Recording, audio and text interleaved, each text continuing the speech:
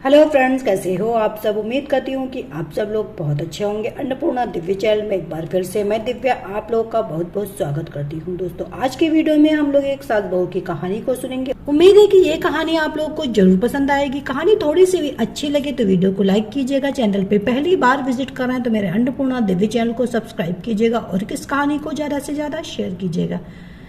तो चलिए फिर शुरू करते हैं। मम्मी भाभी कहाँ है, नजर नहीं आई। मैंने तो सोचा था आज आप दोनों से मुलाकात हो जाएगी, इसलिए अभी चली आई। रंजना अपनी माँ कांता जी से बोली। कांता जी बोली, बेटी तेरी भाभी को क्या काम, बस दिन भर अपने कमरे में पड़ी रहती, जब देखो आराम फरमाती रहती। तू तो जानती है कि मुझे दोपहर में नींद नहीं आती, इसीलिए जागती रहती। अच्छा हुआ तू आ गई, वरना मुझसे बातें करने वाला कौन है यहाँ।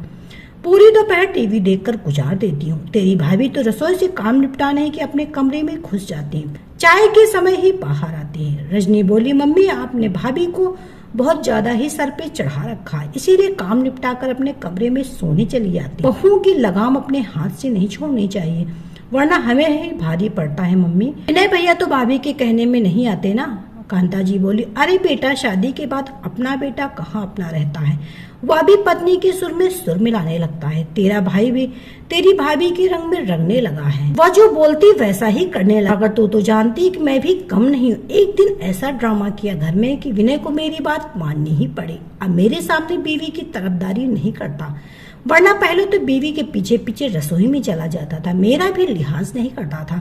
मगर उस दिन बाद दोनों मेरे सामने ज्यादा बात तक नहीं करते।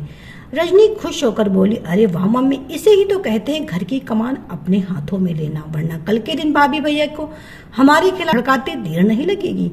अच्छा किया आपने जो समय होते ही रोक लिया दोनों को। अपने बेडरूम में उन्हें जो करना है करें, मगर हमारे सामने एक दूसरे से दूर रहें, वरना भाई यदि पूरे घर में भाभी के पीछे पीछे घूमा तो हमारी क्या कद्र रह जाएगी। कांता जी बोली, हाँ रजनी, शुरुआत में तो बस यही हो रहा था घर में, मगर अब सब ठीक है। और बता, तेरा कैसा चल रहा तेरे ससुराल में।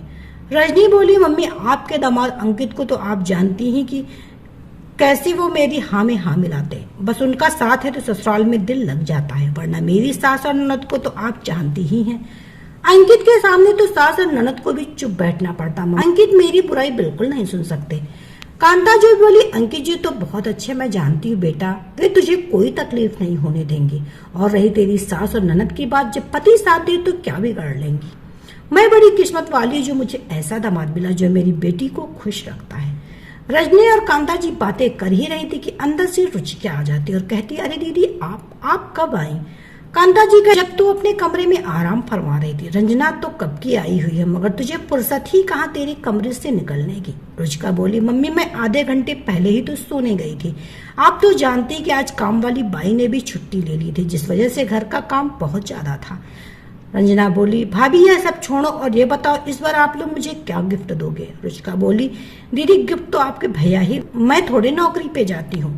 कांता जी बीच में ही रुचिका को टोकते हुए बोली, बेटा विनय तो रंजना को गिफ्ट देते रहता है, इस बार रंजना तुमसे गिफ्ट मांग रही है तो रुचिका तुम्हारा फर्ज बनता है कि तुम रंजना को कुछ गिफ्ट दो।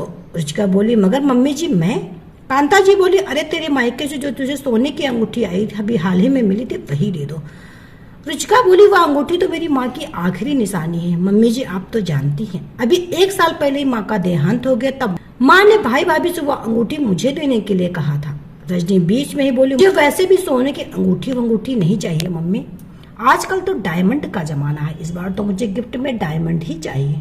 कांता जी बोली, तू फिक्र मत कर बेटा, इस बार तेरी भाभी अपने मायके से गिफ्ट में डायमंड ही मांगेगी। रुचिका तुम अपने भाई से गिफ्ट में इस बार डायमंड मांग लेना और कह देना कि तुम्हें तुम्हारी ननद को गिफ्ट करना है। रुचिका बोली, मम्मी जी मैं रंजना दीदी के गिफ्ट के लिए मेरे मायके वालों को तो परेशान नहीं कर सकती ना, शादी के इतने सालों बाद भी अपने मायके से कोई चीज अच्छा लगता है क्या। कांता जी बोली, इसमें अच्छा लगने वाली क्या बात है बहू, ससुराल वाले बहू के मायके से मांगते आए थे और मांगते रहेंगे। रुचिका बोली, आज के जमाने में ऐसे खोखले विचार कोई नहीं रखता मम्मी जी, मैं रसोई से आप लोगों के लिए चाय नाश्ता लाती हूँ। रुचिका की रसोई में जाने के बाद रजनी कांता जी से बोली, मम्मी देखो कैसे जवान चलाती है भाभी। कांता जी बोली, हाँ बेटा देख रही हूँ, उसे तो मैं बाद में बताती हूँ, तू फिक्र मत कर, इस बार तुझे डायमंड जरूर दिलाऊंगी। रुचिका रसोई में आकर रो पड़ती है और उसे अतीत की सारी बात याद आ जाती है, जब वह घर में पहली बार दुल्हन बनकर आई थी। रजनी को जब घर वालों ने बोला था कि वो भाभी के आए सामान में अपनी पसंद का कुछ भी उठा सकती है, तब रजनी ने रुचिका की 2-3 भारी भारी साड़ियां उठाई थी। तब कांता जी ने भी सभी रिश्तेदारों के सामने यही बोली थी, देखो मेरी बेटी की पसंद कितनी अच्छी है। रुचिका की माँ ने कितने प्यार से दी थी वह साड़ियां रुचिका को, मगर रजनी ने वह साड़ियां लेने से पहले एक पल भी न सोचा। यह सिलसिला यहीं खत्म नहीं हुआ था। रजनी जब भी मायके आती, अपनी भाभी रुचिका के मायके आई हुई चाहे कितनी भी महंगी चीज क्यों ना उठा ले जाती, और कांता जी भी बेटी का पूरा साथ देती। विनय ने रुचिका के साथ ऐसा व्यवहार होते देख अपनी माँ कांता जी को कहा, मगर कांता जी ने बात का बतंगड़ बना दिया और कहने लगी, इसको तो बीवी का रंग चढ़ गया, कल की आई लड़की का साथ देने लगा हमारा बेटा, तो अभी से इसे माँ और बहन गलत लग रहे हैं और बीवी सही लग रही है। बस वो आखिरी दिन था जब विनय ने रुचिका का साथ दिया था। अब विनय रुचिका का साथ भी नहीं दे पाता था, क्योंकि वो घर में बात को बढ़ाकर घर की शांति भंग नहीं करना चाहता था। रजनी की 10 वर्षीय बेटी लावण्या हमेशा अपनी मम्मी का यह व्यवहार देखती। एक दिन अपनी मम्मी से बोली, मम्मी मामी को कितना बुरा लगता होगा, आप हमेशा उनकी महंगी महंगी चीजें उठा लाती हैं। उन चीजों पर तो सिर्फ मामी का हक है, क्योंकि वे चीजें उनके माता पिता ने उनको दी है। रजनी बोली, बेटा मैं इस घर की बेटी हूँ, घर की बहू की चीजों पर बेटी का पहला हक होता है, इसलिए मैं जो चाहूँ मायके से ला सकती हूँ। मायके में बेटी का स्थान बहुत से ज्यादा महत्वपूर्ण होता है। रुचिका यह सब सुनकर स्तब्ध रह गई।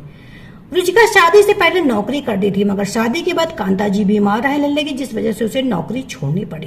पूरे दिन घर के काम करने के बाद रुचिका दोपहर में आराम करने जाती, वह भी कांता जी को अखड़ता था। पूरा दिन खड़े रहकर रुचिका के पांव रात तक सूज जाते, मगर कांता जी को कभी रुचिका का दर्द नहीं दिखाई देता। पूरा समय घर के काम करने के बाद कांता जी बेटी रजनी से बहु रुचिका की बुराई ही कर देती और रजनी भी बराबर आग में घी डालने का काम करती। कांता जी का श्रेय रजनी भी भाभी रुचिका की इज्जत नहीं करती। हाँ, बस गिफ्ट बराबर मांगने चली आती। अरे अभी तक चाय नाश्ता बना नहीं क्या? कांता जी चिल्लाई। कांता जी की आवाज से रुचिका वर्तमान में लौटी और रुचिका ने जल्दी जल्दी चाय कप में भरी और नाश्ता प्लेट में निकालकर बाहर ले आई। कांता जी बोली, रजना कहती नहीं थी कि हर काम आराम से करती, देखो चाय नाश्ता बनाने में ही कितना समय लग गया इसे। रजनी ने चाय नाश्ता किया और ससुराल के रवाना होने लगी। फिर जाते समय बोली, भाभी इस बार डायमंड याद रखिएगा। रुचिका कुछ बोली नहीं, क्योंकि अपने भाभी से ननद के लिए उपहार मांगना उसे सही नहीं लग रहा था। 2 दिन बाद कांता जी का बर्थडे था, जिसमें रजनी भी मायके आई थी। रजनी को आज उदास देखकर कांता जी बोली, क्या हुआ बेटा, आज तेरा चेहरा क्यों उतरा हुआ? रजनी बोली, क्या बताऊं मम्मी, मेरी सास ने मेरा जीना हराम कर रखा। 6 दिन बाद मेरी ननद का बर्थडे आने वाला। मेरी सास ने मुझे लिस्ट थमा दी और कहा कि तेरी मम्मी से ये सामान घर की बेटी के लिए ले आना। थोड़े दिन पहले मम्मी जी कह रही थी क्यों ना हम बेटी को एक कार गिफ्ट में दे दें। मुझे तो डर है कहीं मुझे कार भी तुम लोग मांगने को ना कह दिया जाए। मम्मी, मेरी ननद का जब मन करता मुंह उठाकर मायके चली आती। मैं तो तंग आ गई इन सास ननद के झमेलों से। मेरी ननद भी बिल्कुल कम नहीं मम्मी, जब देखो भाभी गिफ्ट करती रहती है, और मेरी सास तो उनकी बेटी को सर चढ़ा रखा, जिसका परिणाम मुझे भुगतना पड़ता है। कांता जी बोली, कैसे बेकार लोग हैं तेरे ससुराल वाले, उन्हें इतनी भी समझ नहीं कि बेटी के मायके वालों से कैसे गिफ्ट मांग सकते हैं। अब ननद को जो भी चाहिए अपने पति से ले, अपनी भाभी से भला कौन गिफ्ट मांगता है। कार लेना तो अब तुम्हारी ननद के पति का फर्ज बनता है, तुम्हारा नहीं। सारी गलती तेरी सास की, उन्होंने बेटी को इतना सर चढ़ा रखा है। रुचिका ये सब सुनकर बोली, मम्मी जी दे दीजिए ना सारा सामान जो दीदी के ससुराल वाले मांग रहे हैं। कांता जी बोली, बहू ये क्या कह रही हो तुम, दिमाग खराब तो नहीं हो गया तुम्हारा? रुचिका बोली, क्यों बुरा लग रहा है मम्मी जी, आप और दीदी भी तो अब तक यही कर रहे थे। अब जब अपनी खुद की बेटी की बारी आई तो आपको ये बात समझ में आई कि बेटी के मायके से कैसे गिफ्ट मांगे जा सकते हैं। बहू भी तो किसी की बेटी है मम्मी जी। आप लोग हमेशा मेरे बारे में बातें करते कि मैं दिन भर कुछ नहीं करती, बस आराम करती हूँ, मगर मम्मी जी आप यह भूल जाती कि मैंने सिर्फ नौकरी आपके बीमार रहने के कारण छोड़ी ताकि आपकी सेवा कर पाऊँ। रोज सुबह 5 बजे उठकर मैं सभी का चाय नाश्ता और टिफिन तैयार करती हूँ। आपको समय पर दवाइयाँ देना, आपको अस्पताल ले जाना सब मैं ही करती हूँ। आपके बेटे को तो उसके मोजे कहाँ पड़े यह तक नहीं पता होता। उनके मोजे तक उनके हाथ में मैं शाम तक पाँव सूज कर लट हो जाता, मगर फिर भी आप लोग के हिसाब से मैं करती ही क्या हूँ। रजनी की बेटी लावण्या बीच में ही बोल पड़ी, मम्मी मेरी शादी ऐसी जगह करना जहाँ कोई ननद या सास न हो। मुझे हमेशा मामी को देखकर बहुत बुरा लगता था जब आप उनसे गिफ्ट के नाम पर उनकी माँ की दी हुई चीजें ले ले, फिर भी मामी की बुराई करती रहती हो। लावण्या के मुंह से ऐसे शब्द सुनकर रजनी का दिमाग सुन्न पड़ गया और रुचिका भी तो बिल्कुल सही कह रही थी। आज बहू रुचिका ने सास और ननद की आंखें खोल दी थी। जो चीज लावण्या जैसी छोटी बच्ची को समझ आ गया वह कांता जी और बेटी रजनी को बहुत देर बाद समझ में आई। रजनी बोली, भाभी आप इतने सालों से बर्दाश्त कर रही थी मगर फिर भी आपने अपनी कभी जबान नहीं खोली। भाभी आज आपने और लावण्या ने मिलकर हमारी आंखें खोल दी। कांता जी भी बोली, हाँ बहू मुझे माफ कर दो। हाँ भाभी मुझे माफ कर दो, मैं तो भूल गई थी कि बहू भी तो किसी की बेटी है। आज अपनी बेटी को दुखी देखा तो तेरे दुख का एहसास हुआ। रुचिका बोली, मम्मी जी दीदी आप लोग को अपनी गलती एहसास हुआ, मेरे लिए यही काफी है। आप लोग बैठिए, मैं आप लोगों के लिए खाना बनाती हूँ। रजनी बोली, भाभी मैं इस घर की बेटी हूँ, कोई मेहमान नहीं। वैसे भी आप हमेशा घर के सारे काम करती, फिर भी मम्मी और मैंने आपको कभी सम्मान नहीं दिया। आज आप आराम से बैठिए, मैं आप सभी के लिए खाना बनाऊंगी। घर में खुशनुमा माहौल था। बरसों बाद रुचिका को घर में वह सम्मान मिला जो हमेशा बेटी को मिलता था। दोस्तों ये कहानी आपको कैसी लगी हमें कमेंट करके जरूर बताइएगा। उम्मीद है कि जरूर पसंद आई होगी। कहानी थोड़ी सी भी अच्छी लगे तो वीडियो को लाइक कीजिएगा। चैनल पे पहली बार आए तो चैनल को सब्सक्राइब कीजिएगा और इस कहानी को ज्यादा से ज्यादा शेयर कीजिएगा। तो चलिए फिर मिलते हैं नई कहानी के साथ नए वीडियो में। तब तक के लिए bye bye. Subscribe now and press the bell icon. Never miss an update.